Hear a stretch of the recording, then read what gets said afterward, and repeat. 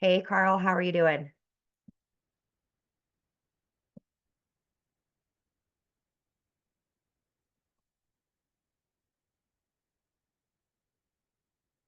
Hey Carl, can you hear me? How about now? There we go. We got audio. Excellent. Amazing. Amazing. How are you doing? I am doing pretty well. How are you doing? Doing good. Excellent. Just Video as well now, it looks like. sorry? Do you have video as well now? Yes, video's on, and I just made you Excellent. co-host, so you should be Wonderful. play with sharing. Let's see. And I'm going to, how do I want to do this? Put this one, let's play around with a couple things here. If I do this,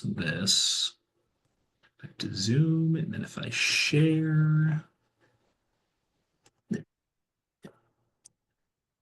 Screen one, applications windows. Let's do that. Share. Beautiful. Excellent. And then if I do this, do you see? I'm seeing your lecture notes, not the full screen. Oh, okay. Excellent. Let's change this up. One participant event sharing. Stop that.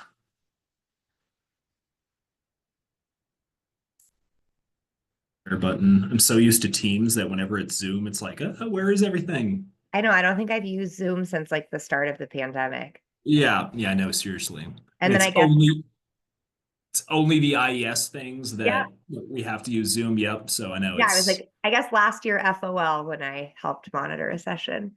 There we yep. go. That's perfect.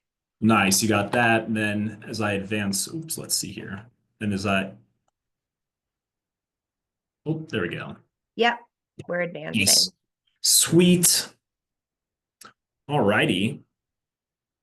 Perfect. I will remind the students that the Saturday uh lectures changed locations to TLA, encourage Okay, thank you. people to turn their cameras on, Yep. and I'll let you introduce yourself unless you wanted me to introduce you. No, no.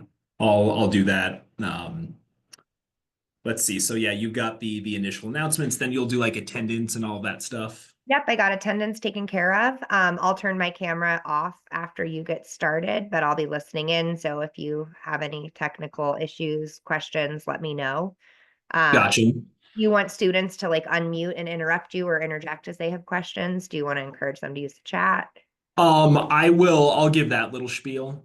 Perfect. And the answer will be all of the above. It'll be yes, please do interrupt me, of course.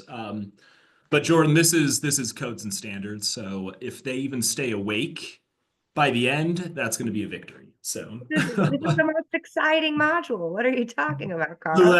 that's what I'm about to tell them too, and they'll all believe it too because it's true, of Because course. it's Until we true. get to controls, yeah, until controls on Saturday, then that's the most exciting module. Are you teaching on Saturday as well? I am. Yep. Yeah, so I'll be doing the whole getting TLA set up, garage opened up, all that fun stuff on Saturday, and then be wrapped up. Chris Slaughter will give the conclusion again, the review, and hopefully everyone's out of there by noon. So Nice. Big day. yeah, for sure. Yep, big day. Um, be nice to be. This is always fun, but it's very busy, of course. So uh, be good to teach the knowledge, see everybody, do the thing, and then move on. Do it all again next year. Yep. Same thing, different year. Well, Same perfect. I'll thing, keep different an year. eye on the chat, Carl, and let you know if questions do come through there. Uh, Awesome. Yep. you Please help do. monitor it as much. Yeah, you and don't feel obligated to, you know, trying too hard on this. I should be able to have everything, handled and covered for the most part. Um, if at any point my voice ever starts getting like choppy or anything like that, sometimes we have issues. I'm not sure if it's the computer or Teams or whatnot. Um, but that do just give me a heads up. if I'm doing the robot voice or anything like that. But yeah, otherwise, you should probably feel comfortable to go live your life, have an evening, and just check back in like 2 hours or, do what you got to do. That's all I'm Yeah, saying. I'll keep checking in. I'm gonna let our first student into the waiting room. Cool. All righty then.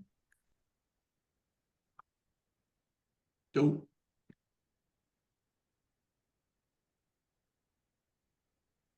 Hi, Eric.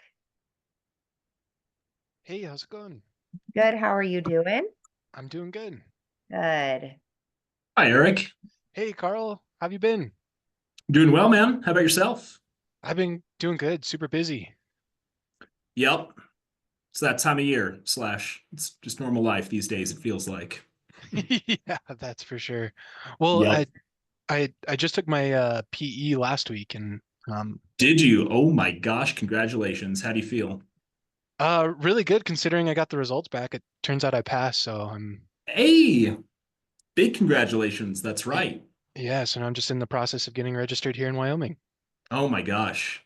Great work. Great work. That's a big accomplishment. Thank you, man. I appreciate it. Yep. Now, did you sit for the double E or the arc E? Doubly. Whew, the hard one. Yeah. Yeah, it was fun. I bet. Nice. And that's what you studied too, right? Yes, yep. Yep. Went to the school for that, so. Yep. Well, big congratulations. That's a big one to get under your belt there. No, absolutely. So that was the goal, and now on to the next thing. Yep. Nice. Cool. Well, yeah, very cool. Um, Happy you were able to participate here in FOL. Coming from the Double E side, I imagine there's some new information here for you. Yeah, yeah. Uh, I'm excited to listen in. Excellent.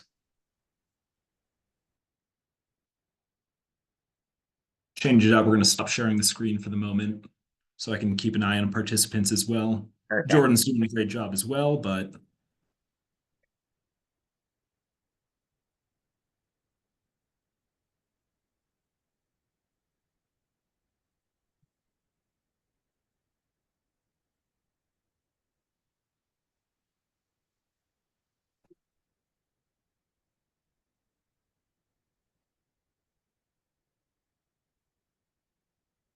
either of you been up to anything fun in the springtime so far? It's still kind of early spring, but It's gonna spring be breaks or anything? this weekend. What was that? Sorry. It's gonna be like 80 degrees this weekend, Oh, I know. like summer. It was like 80 degrees yesterday too. It's been amazing. Yeah, It's nice. finally. Yep. I'm hoping to take Yep. advantage and be outside Saturday. Hopefully you all can get outside after your Saturday last session. That's the hope. That's the Get a, plan, yeah. yep. Get a strong start to the day. Now, yeah, Eric, do you have to come down from Wyoming that morning to be there in person? Yeah, but it works out. I was planning, my family lives down there, so I was planning on spending the weekend with them. Gotcha. Nice. Um, so So y'all kind of, be already down in the area. yes, yeah. Fortunately, I'll be close by. They live in Centennial, so Oh, about nice. 30 Yep. minutes outside. Yep. Yeah, a little bit closer than Cheyenne. Yes, a lot closer. Yep. Yep. Well, nice. Yep, that'll be good. And um, yeah, I'm sure everyone saw kind of the venue relocation, but yeah, Jordan will get into that once everybody shows up here in a few minutes as well. So, Yeah. Yeah, it's too bad opening day wasn't this weekend. oh gosh, Last I weekend know. was kind of cold. Yep, Yeah, how was the weather for you all? Was it pretty? awesome, terrible.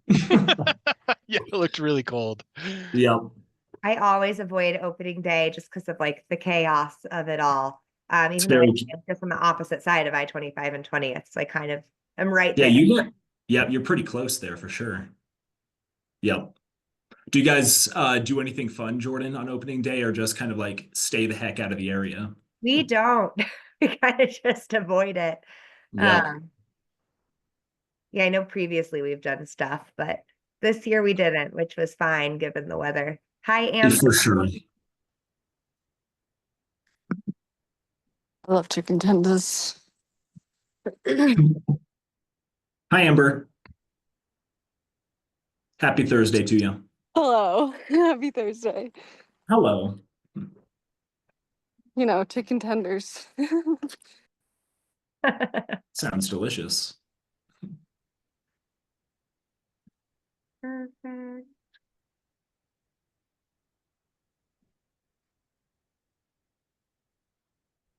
Hi, Tyler.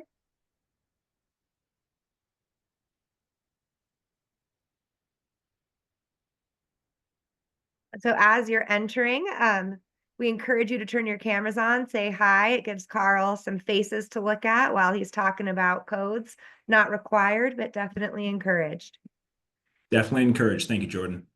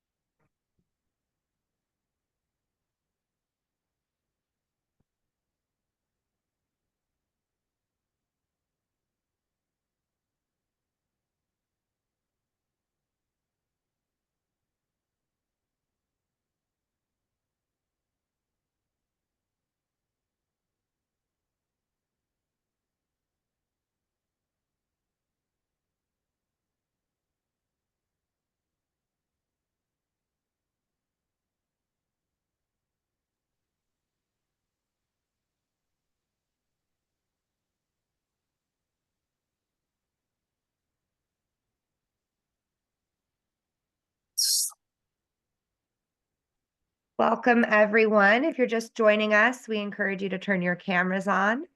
Not required, but definitely encouraged. Just makes it more interactive for all of us. Absolutely.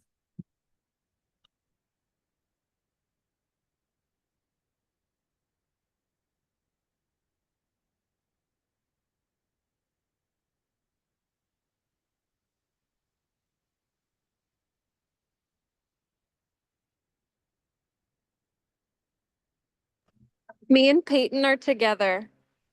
We're sitting at the office. Awesome. Hi, Michelle and Peyton. Thanks for Hi. updating for attendance.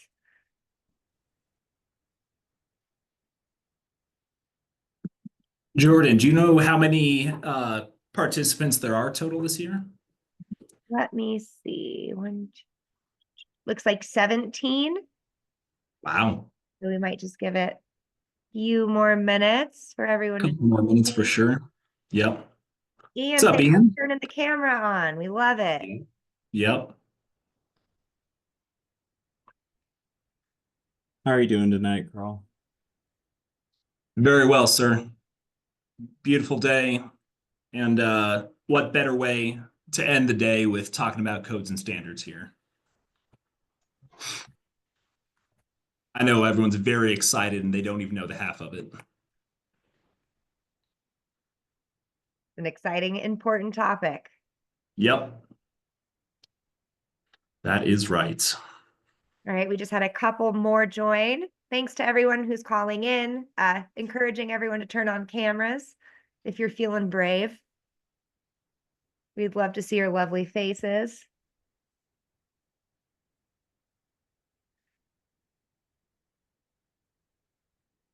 Perfect. We have almost everyone, Carl. Do you want to wait a couple more minutes for the Let's give it, yep, maybe 2 more minutes here. Almost Perfect. to 5:35, and then a lot of folks are getting in. So I'm good to wait another minute or two. And yeah, Jordan, feel free to just get going when you think the time is right, and then pass it on over as well. Perfect.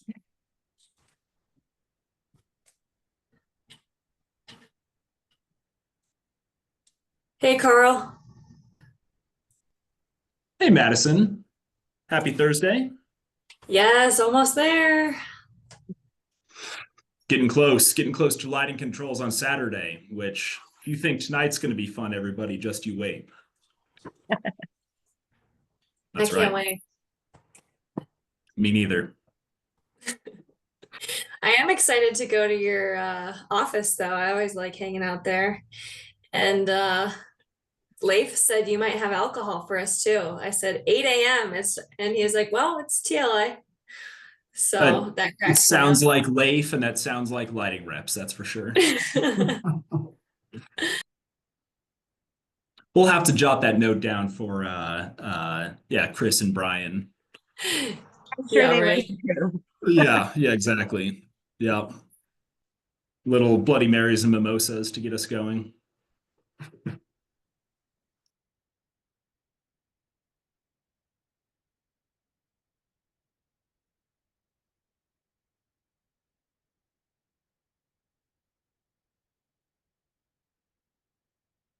All right, everyone, I think I'm gonna go ahead and kick things off. My name's Jordan Hornback. I am a part of the IES board, and thanks everyone for joining me and Carl Canfield with TLA. He's gonna be your speaker for today's section on codes. Just a couple of housekeeping items. First of all, if you haven't heard, the location for Saturday's class has been moved to the lighting agency. Please let me or Carl know if you need that address. We are encouraging everyone to turn their cameras on so that Carl has faces to look at instead of blank screens, wants to see the excitement as he talks about codes to you all. So Yes. feel free to share your faces. And then I'm going to let Carl take it away and introduce himself. Thank you, Jordan.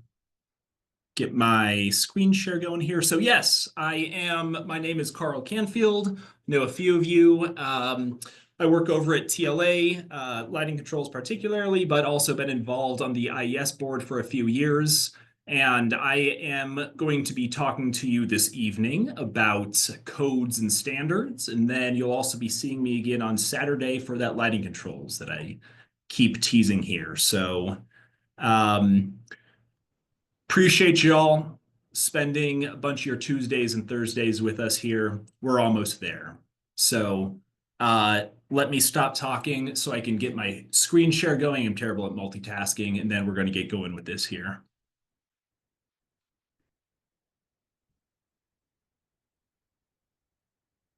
All right, that and this. And if my calculations are correct, You're good. We see good to it. go. Excellent. Thank you so much, Jordan. Okay, Module 7, Codes and Standards. As we're going through this, of course, encourage you to reach out with any questions, any thoughts, any comments that come up. It keeps it more exciting for everybody. If you would prefer putting your questions into the chat, that is fine too. I believe Jordan will be monitoring that a little bit. I'll do my best, and we'll try to get all the information here that you need. But excellent. Let's get going here. So boilerplate. I know we've kind of gone a little bit out of order. Doesn't really matter entirely, but just to ground everyone here in tonight's presentation, codes, standards, and the design process is generally what we're going to be talking about here. So let's begin with a nice deep breath here.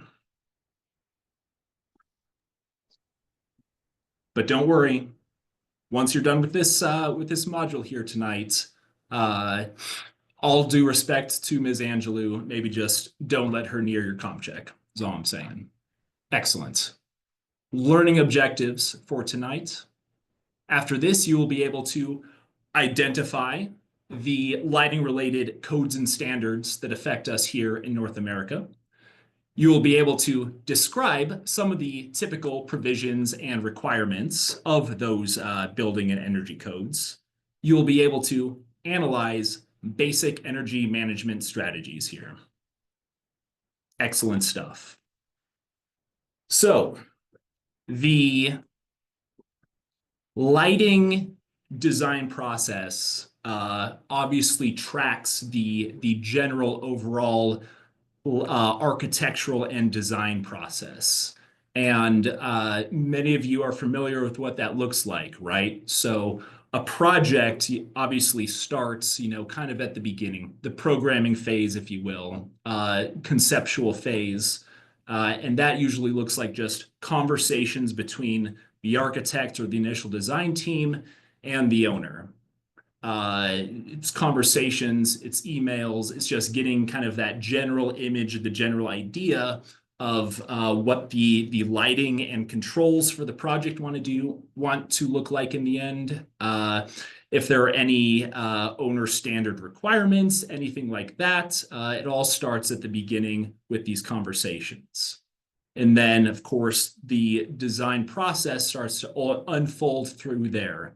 Next step is SDs, schematic designs. It's usually pretty pictures and narratives at this point.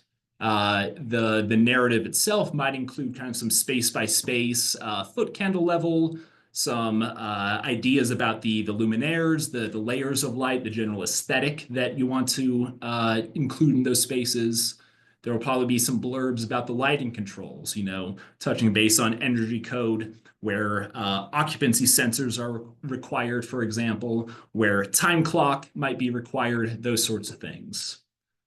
And then as we start progressing into DDs, that's really where, plans and specifications start coming out. And, take that through permitting, take that through the construction documents. And by the end of CDs, what you ideally have is a fully designed, fully specified, fully engineered lighting and control system that is then buildable, it is biddable, and it can be maintainable, reviewable over the long term. Now, how do codes and standards fit into this? Well, they're always there in the background. Things like the NEC, National Electric Code. That is obviously kind of one of the many codes, one of the many documentations out there that the industry kind of runs on. There's the IECC, there's ASHRAE. All of these things are, enter the picture, enter the conversation at the very beginning. And then it falls to typically the engineer, the lighting designer, to adhere to those codes, adhere to the requirements in there, in the design. And then, of course, the contractor has to follow the rules as well. And at the end of the day, what you get is a fully code compliant, a safe, a secure with UL listed products, and following the letter of the law with your building here. Great stuff, exciting stuff. Let me scoot this thing over here. So in addition to just the codes and the standards, in addition to just that bare minimum stuff, design a project and the lighting therein obviously has these numerous additional goals and objectives that it's trying to meet. So it really becomes a balancing act for the architect, for the engineer, for the lighting designer to take all of these things into account. The law, the requirements, what's mandatory, and then going beyond that and actually providing a nice space that is safe, that kind of hits all of these other priorities that are out there as we're going through this. All right. Changing gears. Now we're going to talk definitions, right? Code. What does that mean? What is a code? So, in effect, code is a law, right? So these things are legally required, and it's a law that's enacted at the jurisdictional level. So the AHJ, many of you are probably familiar with that. That's the authority having jurisdiction. That is the governing body. It's often the city or the county, could be the state, depending on that. And that AHJ, that authoritative body, is different on the same project. It's different for different pieces of code. So the city might be enforcing energy code, while the fire district that you're in might be enforcing the NFPA 101, the life safety code. So codes are laws. They're enforced by the AHJ, and you might have multiple AHJs on a single project. So again, lots of things to track, lots of things to keep in mind. What's a standard? So a standard is not legally required. It's more best practices and guidelines, right? So this is what you should do, what you shouldn't do. You know, code is what you have to do and what you have to not do.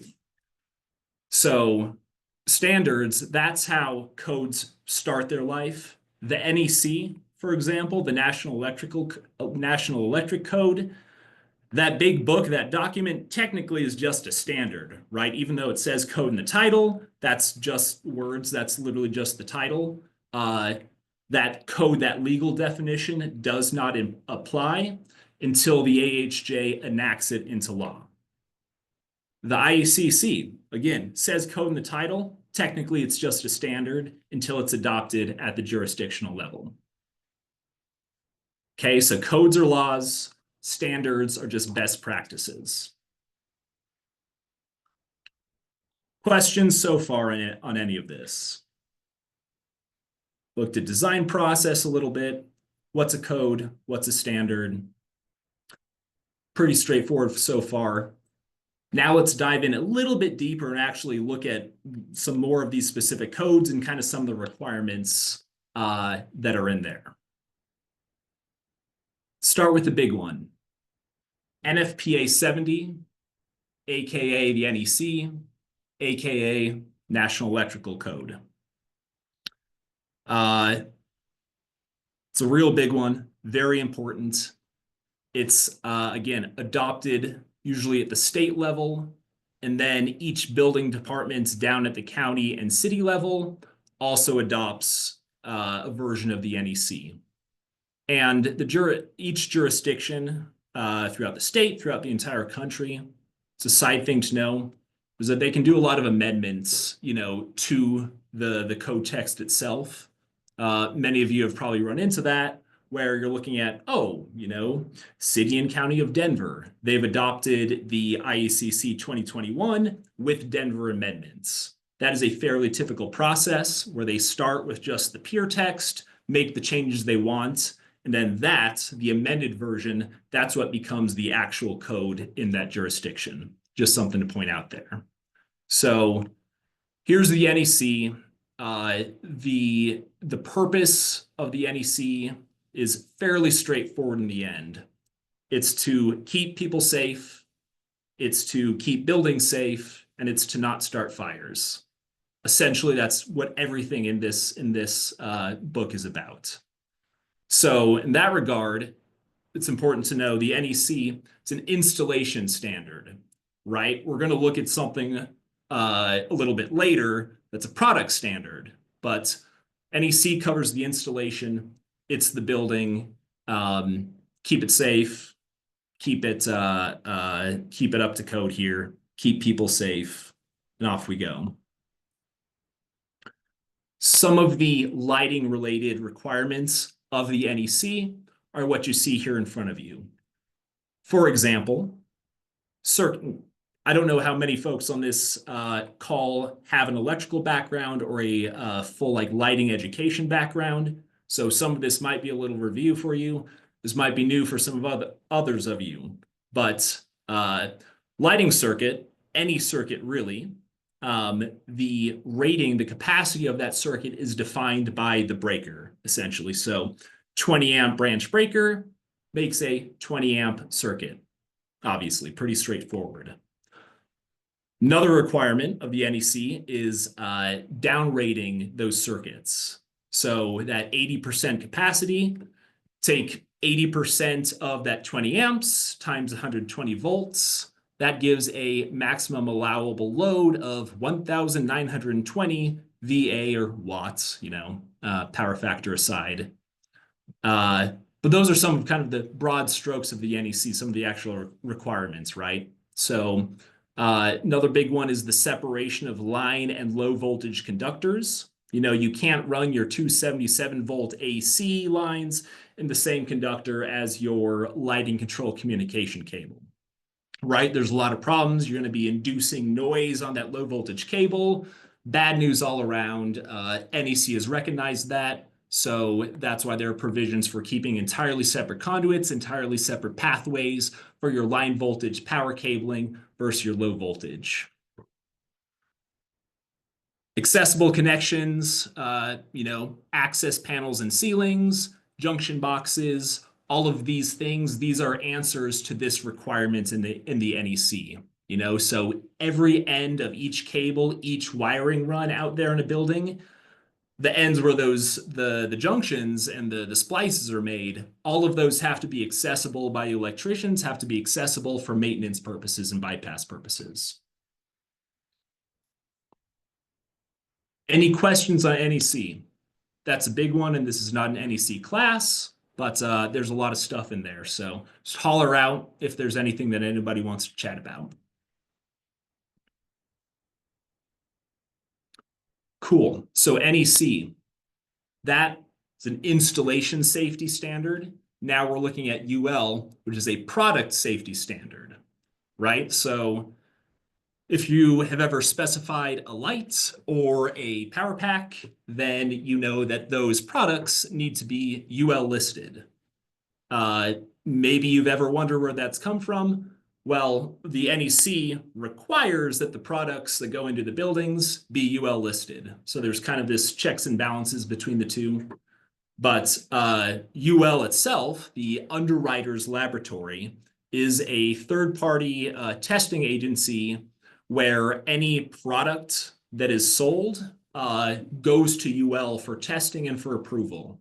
They test it, it gets approved, and they say, yes, this has been tested and it's confirmed to be safe for public purchase, for public consumption. And that's a requirement of NEC. So all commercial projects, have these little hooks, these little checks and balances in them to ensure the building itself is safe, as well as the products that go into it are safe. So that's what UL is all about there. So what are some other codes, some other building codes that are out there that affect lighting? Another one is the NFPA 101. This is life safety code. And this is important stuff, of course. Life safety and lighting in buildings. The entire purpose of that is to get people out of the building when there's emergency and do it safely and do it as quickly as possible. So there's these requirements within NFPA 101, regarding the emergency lighting system. And it says things like, defines what a path of egress is, right? If somebody's tucked back in a closet in a classroom, there should be a defined path of egress, the fastest way for that person to get out of that closet, outside the building, and get safe. That's kind of what the path of egress is, right? So pick anywhere in a building, there's a path of egress to get out of there, which is the shortest way to get out. NFPA 101 requires certain light levels, certain light consistency along that path of egress to ensure just adequate visibility to see where the heck you're going in order to get out of there. So, for example, those foot candle requirements along the path of egress, they're defined right here in NFPA 101. It's an average of 1 foot candle along the entire path of egress. It's a minimum of 0.1 foot candles. Can't be too dark anywhere, obviously. People got to see. And then a max to min ratio of 40:1. So keeping the contrast relatively in balance. Because if you have a, glare, or if the ratios are out of whack, and overly bright spots will make dark spots appear that much dimmer, right? The adaptation of our eye needs to keep the lighting range within certain parameters. You can't have too much light on one side, you can't have too little on the other side, or else you're not going to see very well. So in the spirit of getting people out of the building safely, even that contrast ratio is something that's defined here in NFPA 101. Questions, thoughts, comments on anything at this point?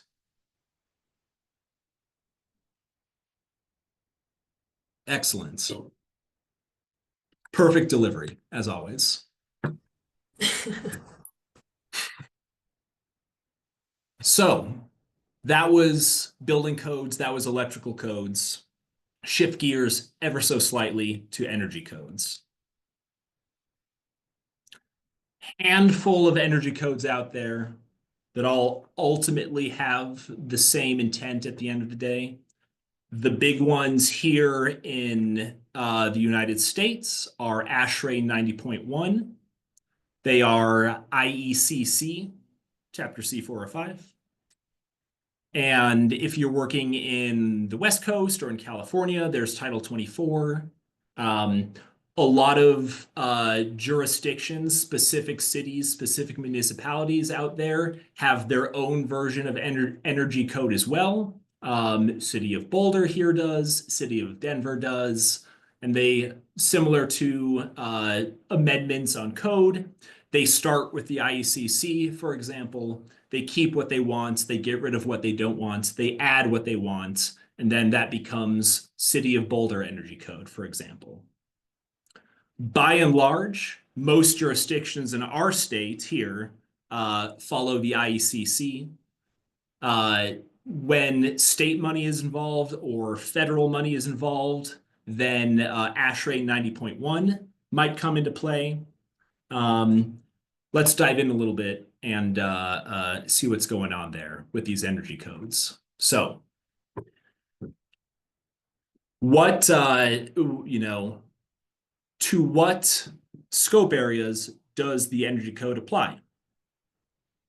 It's interiors, obviously, and it's any exterior lighting that is connected to that building service, right? So parking lots, parking garages, there's sometimes some gray areas on certain projects where it'll be a, roadside adjacent project and some city lighting is affected. And you might add a couple new like streetway lights that are operated from the building service, but serviced and maintained by the city. Little bit of a gray area right there. But that's just to point out this distinction that on a given project, the energy code will apply specifically to whatever is operated from that project's electrical service. Always important to know your exceptions and your exemptions. What does energy code not apply to? And that's very important as a designer and as a building owner, just to understand all the cards that are on the table for you here. So for example, any emergency lighting that is automatically off during normal building operation, that could be like a frog eye, something like that. It's never really on until there's an emergency. Frog eyes do not have to adhere to energy code. Lighting within dwelling units. Well, it's put a sensor, a dimmer in your dwelling units. Lighting that is specifically required by health or life safety statutes, et cetera, et cetera. Gas lighting systems that are decorative. Energy code does not apply to gas lighting, which is good for everyone to know here. Okay, so those are the scopes. Energy code applies to the spaces within the building. It applies to any lighting on the outside that is connected to that building service. Okay, so then what do we have to do to meet energy code? A couple parts to it. One aspect is lighting controls, mandatory interior controls. So throughout a given space, generally, most of the lighting needs to be turned off automatically. Save energy when nobody's there. Save energy when the business isn't open. And so that can be implemented in a variety of ways. Occupancy sensors, time clock override, get a signal from a third-party system. Maybe there's a building automation system that's running some schedules. That BAS, it could send a backnet signal. It could send a dry contact signal to the lighting controller, for example, turn the lights off that way. So turn the lights off automatically. Provide local manual control. That's another big requirement of energy code. It wants to give people the option to turn their lights on or off, wants to give them the option to dim their lights if they want. So that local manual control is another major element of energy code. Finally, daylight harvesting, daylight responsive controls. When you're getting a zillion foot candles in through the window, there's no reason to have your lights on turned all the way. Save some energy, dim those lights down a little bit. That's another major provision of these energy codes. All right, what else do we have to do to meet energy code? Well, there's a lighting side of that too, lighting power densities. You know, we're only allowed so many total watts, or we're only allowed so many watts per square foot of lighting in a space. So as part of energy code, that needs to be tracked. You need to calculate the actual quantity of fixtures, the wattage per fixture, and the square footage per area, and make sure that that is within the allowable limits. Okay. And there's a couple ways to run this calculation, this lighting power density calculation. There is the space by space method, and then there's the whole building method. Where, what am I looking at here? Building area method. So this is the whole building method that we're looking at here. If it's a library, we look over at our handy dandy table. A library is allowed 0.83 watts per square foot. So if it's a 100,000 square foot library, 100,000 times 0.83, 83,000 watts of lighting. That is the total. Add up all of your lights. You can't be above that. If you're not, then good. Check the box, you comply. The other method, space by space, is a little bit more involved, where you start with your overall building type, your library, then you break it down by the individual space types. You've got 10,000 square feet of office. You have 5,000 square feet of corridor.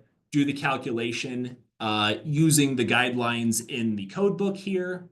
And then at the end of the day, add it all up. You need to be below the allowable limit per space. You do that, check the box, you meet code. Now, just like with controls, just like with the total scope of energy code, there are certain exceptions or certain allowances, things you can get away with that don't have to necessarily adhere to this. And that can be things like, you know, retail displays, museum lighting, art lighting. A lot of these sorts of like specialty things do not count in these sorts of calculations. Just something to keep in mind.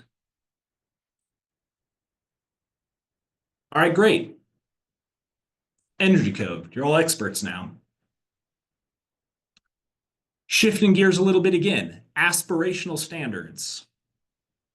So we just talked about all of the mandatory stuff, right? You have to do this, you have to do that, you know?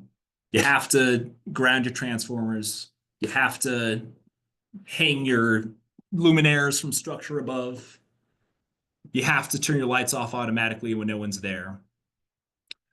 And if a building does all of that stuff, that building can be built. And but you might be able to call that a bare minimum, a bare code minimum building.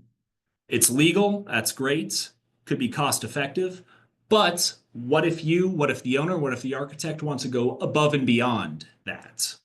That's when you can start looking to aspirational standards. And these are things like LEED, Leadership in Energy and Environmental Design. You get a LEED certified building, and that building has gone through a rigorous design process, a rigorous documentation process, verification process to check certain categories in the domains of energy and environmental friendliness and human wellness. What are some of these other standards? There's the well building from the International Well Building Institute. You might have heard that one. Net zero, might be familiar with that one as well. So these aspirational standards are out there. and they offer a target, kind of an ideal objective for those kind of higher end buildings that want to go above and beyond code bare minimum. So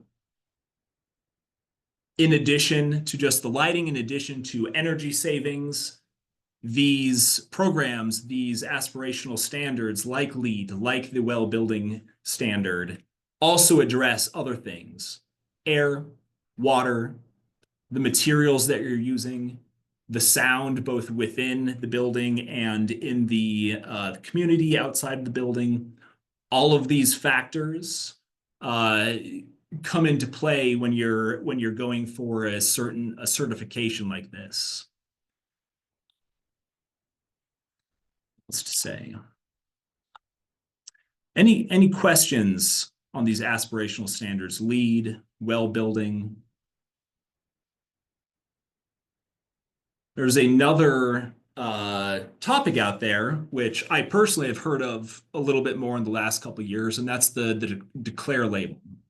You might be familiar with this. So what is the declare label? Well, declare label is essentially it's an ingredients list for the products, right? So in the same way that our food kind of lists out what is all in this, that's what the declare label is for products that go in your building. So there's a standardized format, there's standardized information as part of this label, and it simply gives manufacturers the opportunity to say what's exactly in there.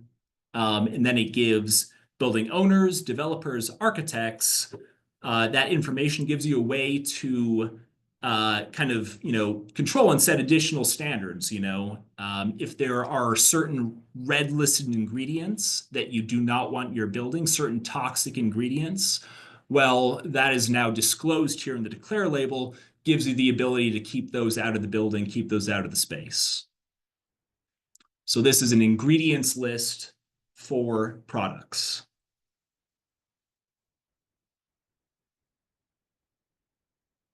All right, very good. We're actually getting close to the end here. After that heavy editing that I've done on this one, it's good stuff. Let's jump over to our last section of the evening. Economics, costs and benefits. So, as with anything, the question of cost versus benefit always comes up. Why should you spend more on this light? Why should you spend more for those controls, et cetera, et cetera? And it's a valid question, and it's going to keep getting asked for the rest of time. We as engineers, we as designers, we as developers, we as lighting professionals have the tools to be able to kind of balance these, the way to evaluate the costs and evaluate the benefits, put them up there on the scale and see what it looks like. So some of those typical costs that go into the lighting system, they include the design fees from the design team. They include the material cost of purchasing the lighting and control equipment. They include the installation costs, the electrician's labor. They include the commodities, the wiring, the conduit, the hangers, the boxes that go into those systems. Over the long term, it includes the energy, the electricity to operate. It includes the ongoing maintenance. If you have lights that fail every 4 years, it takes money to replace that, and it takes time to replace that as well. So those are on the cost side. What do we have on the benefit side? Well, there's, just obviously being able to see with your eyes in a space. There are productivity benefits to lighting. There are more productivity benefits to better lighting as well. There are safety and security benefits. There are aesthetic benefits. Lighting can really accentuate the architecture. Lighting can really be a beacon in communities. Lighting can be used for wayfinding. There are a lot of kind of mental and emotional level benefits and effects that lighting has. Well-being. Better lighting makes happier people, happier occupants. And bear in mind that, good lighting, that of course includes day lighting, natural lighting, some of the best lighting that we have. So thinking about all of this, this is what allows us to throw it up there on the scales and come up with a decent analysis of these costs and benefits. So don't think we need to break it down too much further. Lots of ways to really dive into those costs, of course, all of that information.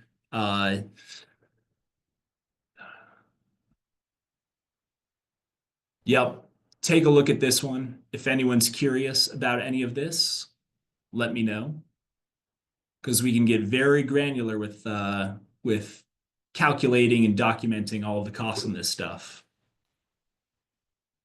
Life cycle costing. And back to our benefits. Amazing. Hey, Carl. Yes. Sorry if I missed this, but in your life, do you use these cost estimates ever? Sometimes yes, actually. Okay, but it's like kind of a It's unique. it's usually for like energy services or energy related domains. Some people might ask like, Carl, what's a, high level savings between a fluorescent troffer and LED troffer? And I say, I'm a simple controlsman. Here's Bob Hawkins. Or they say, Carl, can you document the savings? The owner, they just want to upgrade LEDs. They just want to upgrade their lighting. And I say, have they thought about controls? They said, no one likes controls. I say, just wait. So yes, actually. And what it looks like for me is spreadsheets and just a couple quick payback analyses, rough returns on investment, that sort of stuff. Nice. But yep. It's nice because there's that constant tension in the industry between upfront cost versus the ongoing and the long-term costs, and Right. you can invest more in one area versus the other. And so it's nice when somebody's asked me about the long-term cost of something, the long-term energy savings. And it comes up occasionally. It comes up. Yeah, I was just curious. Thanks. Yep. Great question. Thanks, Madison. So we've talked about these costs, we've talked about these benefits, right? And lighting is one of these things where it is so entrenched in us and who we are. And that's a lot of the benefits of lighting, like we we understand those. We don't even have to think about it because it's just so common to our day-to-day existence. All these intangible benefits, right? And as a quick kind of visual example here, our emotional connection to lighting. We all get this intuitively, but let's look at this real fast. So this is the Bellagio, Las Vegas. Dark, kind of creepy in my opinion. Turn the lights on, totally different experience, right? Dark, uncomfortable, maybe. Don't let me put words in your mouth. Bright and exciting. And you could say, Carl, it's just two different pictures. I'm going to say, you're right. But those two different pictures themselves are simply made out of light. And so the benefits of light are often very, very hard to quantify. The benefits of good lighting design and thoughtful lighting incorporation into spaces, both interior spaces and outside spaces. So just bear that in mind, obviously, that lighting very, very entrenched with us as people. And it's hard to really document, it's hard to really quantify all of the benefits that come out of good design and good lighting. There's another example. This is kind of a before and an after of a same office. Well, okay, that's the Bellagio, that's outside, that's great. How about an open office space, something we're all a little more familiar with? Old, unrenovated space on the side, same exact space on the right-hand side of on the sheet. I personally can really appreciate the difference of what's going on. There's better sight lines, there's better daylighting, the electrical lighting itself is better, the cube walls have come down. There are just so many little design tweaks and design elements that really make that space a much nicer place to be. And if you were workers in those spaces, if you were a company, if you were a business, what happens to productivity? What happens to employee retention? What happens to overall morale when you make these better choices with your space, better choices with your lighting? So there's all those intangibles, but there's also a lot of very real tangible benefits that come with that too. So last slide. If we were to go through, crunch some real numbers, on how to get rid of all the tangibles, get rid of all that stuff, let's just talk about the bottom dollar here real fast, because that's very important and it always will be. It absolutely is. So, couple ways to analyze a lighting and control investment, or any investment really. We'll look at return on investment, the ROI, and the payback. So you have a building, you've invested $100,000 in new lighting and controls. That upfront investment saves you $25,000 a year in electricity. Using just those two numbers, you're able to calculate these two kind of basic investment metrics on your money. So ROI, return on investment, that's going to be a percentage. So that is what you saved, that 25 grand divided by the initial investment. Your ROI is 20%, 25%, excuse me. Math and reading. So 25%, that's pretty good. Better than my 401k has been doing the last few days. The payback is another way to evaluate investments. And payback, that's just the inverse of the ROI. So just flip those around, and now it's going to be reported in time. This is a payback of 4 years. So after 4 years, you have recouped your initial investment entirely, and it's all just pure profit after that, essentially. So cool. Okay. Lighting, costs versus benefits, lots of intangible, lots of tangible, lots to look at, lots to think about on both sides. And then we also now have some basic math tools to evaluate at the end of the day for the bean counters out there, the viability of our lighting and controls investment. And this is the review slide. Honestly, that's it. Questions, thoughts? Yeah, I had a question. Circling back to the Yeah. aspirational standards, who Yes. oversees, I guess, Those. yeah, that Yep. the design's adhering to those standards? There is often a third part, well, a couple ways to answer that. You're curious who is enforcing that during design? Yeah, design and approval, I guess, through construction. Yep. So there will be a like a lead consultant, for example, if you're doing a lead project, there will very often be a dedicated consultant hired on the design team for that. And that consultant then, they do all of the required documentation, all of the process work. There are forms that, let me get back to the slide here real fast. So lead is the USGBC, the US Green Building Council, is the organization that offers the lead and kind of maintains the lead credential. Mm-hmm. And so when a project wants to become LEED certified, they have to follow the rules of the USGBC. And that includes forms, that includes documentation, that includes like performance verification. There are all these layers. And so the project will hire a dedicated consultant to track all of that. That consultant gets involved on design conversations to keep the architect on track, keep the design team on track.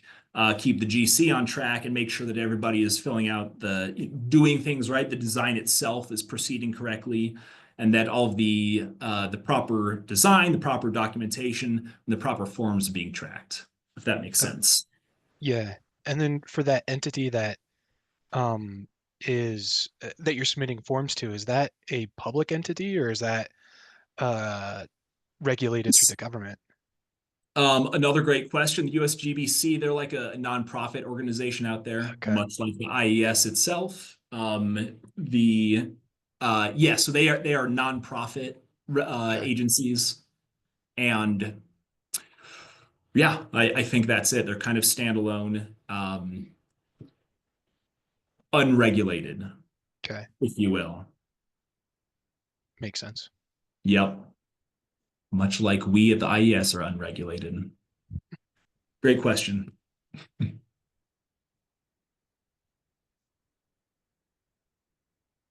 Anyone else?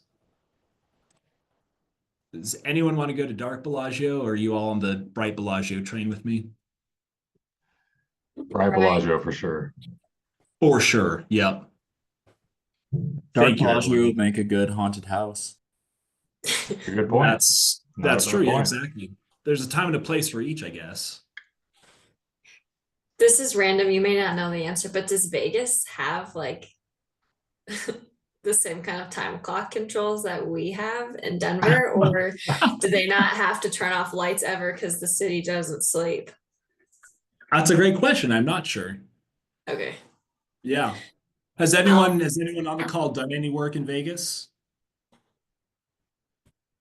I've not.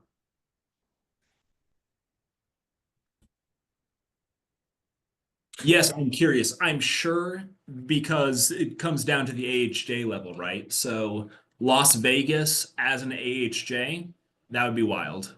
That's all I have to say. Yep. I'll try and find an answer and bring it to you on Saturday. All If I right, can please do. remember, because I'm Yep. curious now. Yep, I'm curious now too.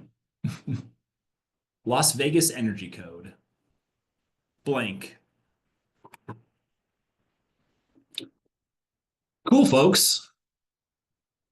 Well, it is 6:20. Amazing. Less than an hour. Appreciate y'all again carving out some time here. Does everyone have information to get to the venue on Saturday? I believe that has been blasted out everywhere.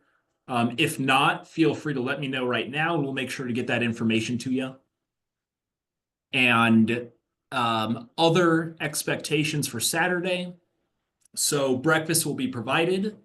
There is a decent amount of kind of free parking around the area. You're going to have to go back into this little alleyway. There's a garage under the building with about 10 spots in it. So I recommend once you kind of get to the area, go back into the alleyway. We're going to have somebody attending the garage. So if the door is open, that means there's space available still. If it's closed, keep looking for more spots. There will be a couple more in the alleyway itself. Otherwise, there's some at the very front of the building. If not, then there's some street parking in the area available as well. So shouldn't be a major issue finding parking. Breakfast and coffee will be provided. We're gonna get going right around 8:10 sharp-ish on the actual module itself. So, and that'll be lighting controls first off, and then Chris Slaughter will come up with the conclusion, the overall review and wrap up of the entire FOL session here. So if there are no other questions, nothing else anybody wants to talk about, then thank you again and hope you have a great evening and look forward to seeing you on Saturday. I have one, sorry. Oh, absolutely, Hi. Princess. What you got? Hi. Okay, so because I missed the first, I missed the, nobody asked your name. Sorry. Okay, I missed the first class, so I will, so this one, do we have like any exams to take? Because this is my first time joining. Is it Yeah. gotcha? No, there are no exams. If you were with us 2 years ago, then there were quizzes that you had to fill out. but IES is going soft, and so it's all your participation is what we want. There's no tests, no exams. Mhm. But yep, participation and attendance Mhm. is what we're looking for. Mhm. And once you have met, I think it's like 80% to 90% Mhm. attendance rates, or have Mhm. gone back and watched the recordings of the previous modules, Mhm. that gets you your completion certification and the 18 credit hours CEUs from this course as well. So that's another good reminder, folks, what you get out of this class. Of course, knowledge is what you're after, but you also get a completion certificate and you get 18 CEUs to go with it as well, assuming that your attendance was where it needs to be. So there, let me know if anyone wants to talk more about that.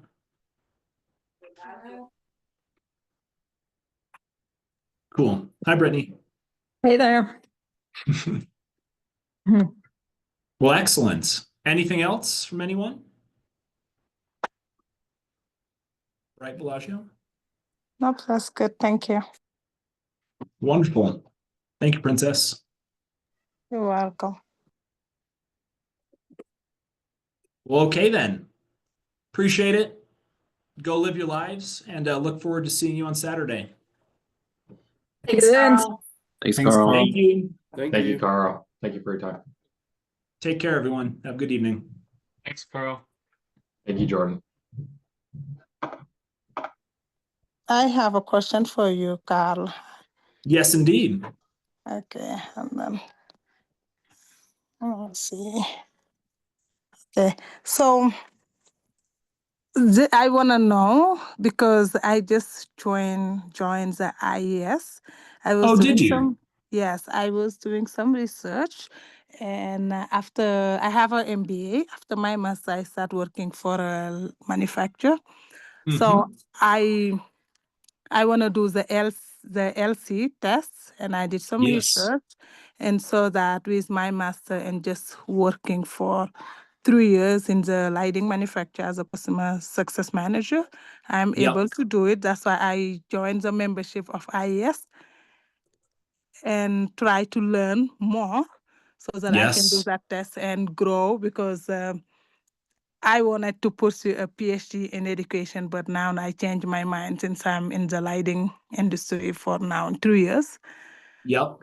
So what advice you I do have while joining the IES because I already have the membership and everything. How can I improve my knowledge, learning more, getting myself ready for certificates, exams, like all kind of stuff? Yep. That's a great question. And it sounds like you're doing the right thing so far. So, IES, are you like brand new to the organization, Princess, or has it been like a few months or a few years? Because IES offers things like this, this FOL course. And there's a bunch of additional kind of events throughout the year that, come with that IES membership. And those are both, educational events, lunchtime presentations, actual kind of informational sorts of things.